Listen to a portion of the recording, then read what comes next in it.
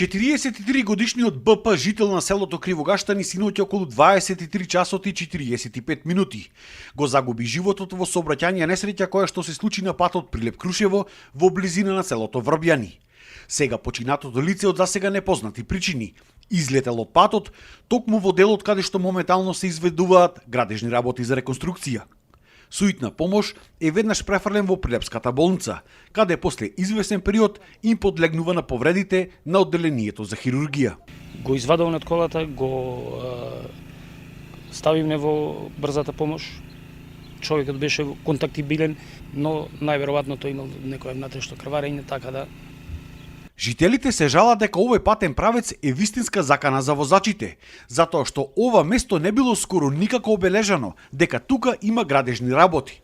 Немало соодветна сигнализација, која би ги предупредувала за брзината на движење возилата, ниту пак светлечка сигнализација, која што би ги предупредувала возилата во текот на ноќта дека тука треба да се внимава.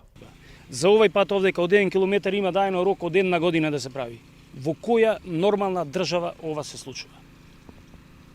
Само ние сме вакви единствени во светот. Нема никаква сигнализација. Кога почна да се прави патов, имало сигнализација, вика кај мало коњари. Чекај бе човек, мало коњари до овдека, која сигнализација и кој знае да го забележи тој знак? Да, точно има мало коњари знак, но ние што сме од овие населени места, патов го возиме механички. Јас како ќе ја забележам таа сигнализација кога не е толку уочлива, значи за ваква работа треба да има уочлива сигнализација. Нема сигнализација вака како што гледате и вие самите, па би требало. Вака не е безбедно. Не е безбедно. На ова место има знак дека патот е забранет за движење во двата правци. Но по барање на соседните општини се направени привремени бајпаси низ нивите, за да не се парализира регионот. Жителите се жалат и на тоа дека прво се започнало со реконструкција, а овие премени се направени по нивно инсистирање. По мејл поставивме прашање до јавното претпријатие за државни патишта.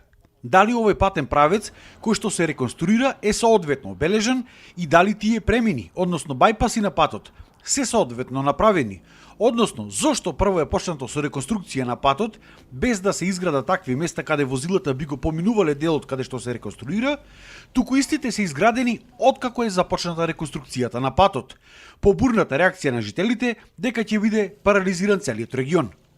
Од јавното претпријатие за државни патишта ни одговорија дека патниот правец кој што моментално се реконструира е целосно затворен за сообраќај и поставена била соодветна сообраќајна сигнализација согласно одобрениот сообраќајен проект за режим на сообраќај.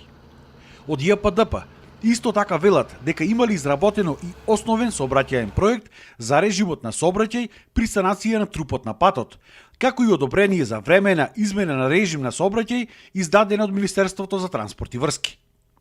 По однос пак на направените премини, целосно се оградуваат од нивната изработка, затоа што тие не биле дел од одобрениот сообраќајен режим и биле изработени од страна на општина Кривогаштани и општина Крушево. Од општина Кривогаштани ни се обратија до нас да им отстапиме дел од материјалот од ископот за да го искористат за таа намена.